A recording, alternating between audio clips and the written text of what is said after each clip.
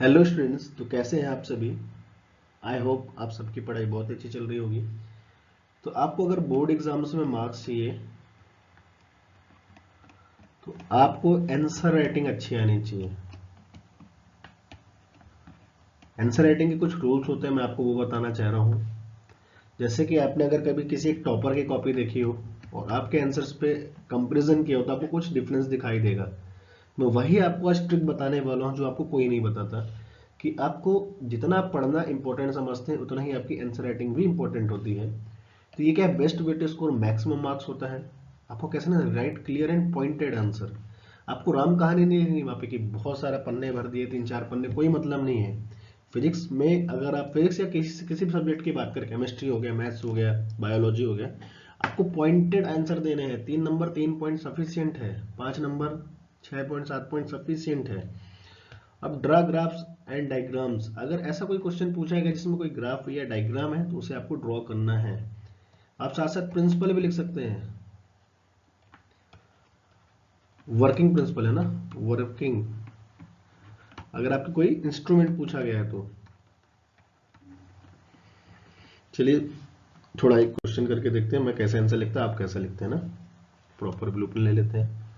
Right Gauss law and its application, यही question है आपका। Right Gauss law and its application, तो मैं लिखना स्टार्ट करता हूँ। पहले क्या लिखूंगा, गॉस लॉ, सॉरी ना, क्या लिखूंगा मैं, it stated that net flux through closed surface is equal to 1 by epsilon naught times the total charge enclosed by it। आपको ये तो लिखना ही लिखना है, आप किसी भी लेवल, मतलब थोड़ा टूटी फूटी इंग्लिश भी चल जाएगी आपको, जितना आपसे बना आप उतना लिख दो। फिर क्या करना है ना, मैथमेटिकली क्या हो सकते हैं, phi is equal to Q upon epsilon naught. Q is total charge. फिर और क्या कर सकते हैं, मतलब करना ही है, कर सकते हैं क्या, 5 नंबर क्वेश्चन आपको लिखना है ना वहाँ पे, तो क्यू बना दो, ठीक है। इसको चारों तरफ कवर अप कर दो। इसका एरिया कितना ले लो, ए ले लो। तो इलेक्ट्रिक फील्ड अगर कितनी यहाँ पे ई है और कितनी डिस्टेंस पे है, आर डिस्टेंस पे, तो आप यहाँ से क्या बोल सकते हो, flux is equal to Q upon epsilon naught. Q flux क्या होता है, A into area, Q by epsilon naught. E is equal to Q upon epsilon naught into area. इधर से मैं बोल सकता हूँ A as it is A square,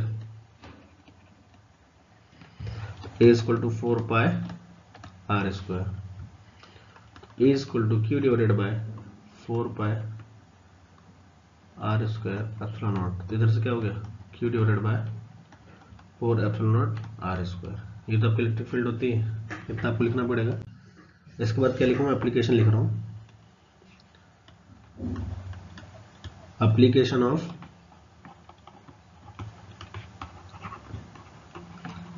Gauss law है ना। फर्स्ट क्या है, electric field due to infinite long charged wire. थोड़ा लिखने का ढंग देखिए, मैं पॉइंट टू पॉइंट लिखूंगा, ज़्यादा कुछ भी नहीं लिखूंगा, है ना। तो पहले आपको क्या डायग्राम बनाना है, मैं कलर यूज़ करूँ, आपको नीला ब्लैक से लिखना है और कुछ नहीं करना। इधर लिखना है लैम्डा। लैम्डा क्या है, लीनियर चार्ज डेंसिटी। लेट, इधर लिखना, late assume length of rod is L. Total charge is Q is equal to lambda into L. ये हो जाएगा। क्लियर है यहाँ तक, है ना?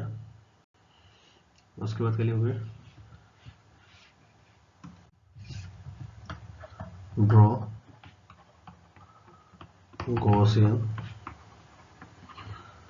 सरफेस। तो मतलब जैसे वायर थी आपकी, इसके L लेंथ है, तो मैं क्या करूँ, इधर एक सिलेंडर बना दो। इधर लिख सकते हैं, क्या लिख दो इसे, गॉसियन सरफेस। इसको थोड़ा पॉइंट आउट करना, यहाँ से डिस्टेंस कितनी है,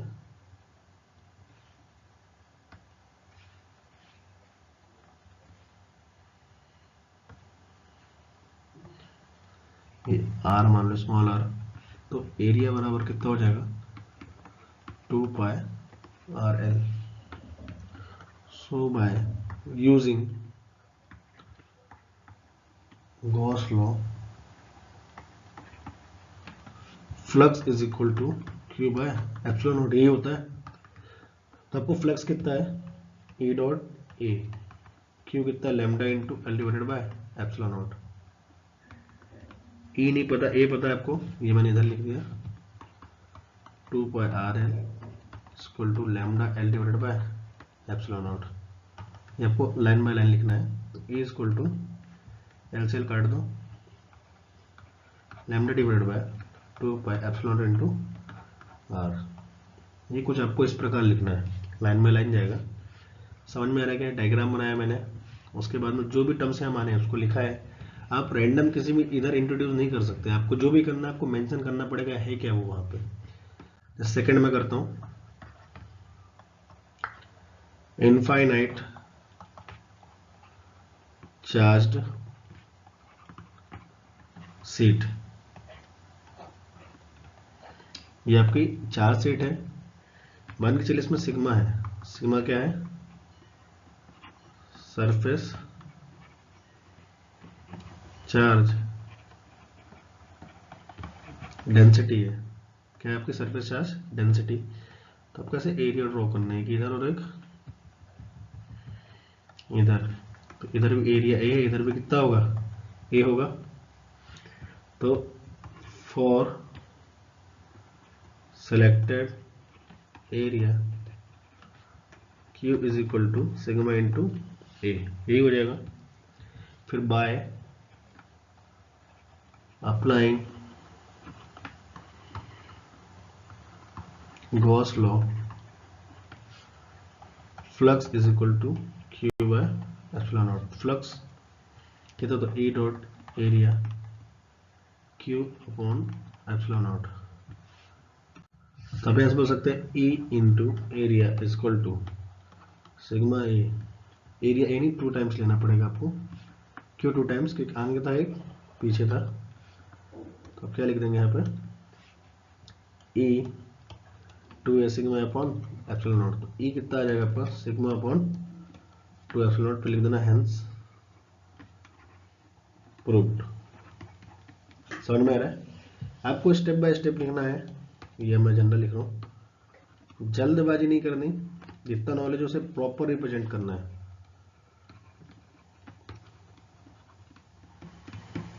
साथ ही साथ आपको इजी टू रीड लिखना है, ताकि एग्जामिनर के ऊपर अच्छा इंप्रेशन पड़े। क्योंकि कॉपी एग्जामिनर चेक करने वाला, आप नहीं करने वाले। राइटिंग अच्छी होनी चाहिए, गुड हैंड राइटिंग। कट नहीं करना, ज्यादा अलाउड नहीं है कट आपके। अगर आप कट कर रहे हैं मतलब डाउट में है, डाउट में मतलब आपको नहीं आता है। बात समझ में आ रही है? Thank you.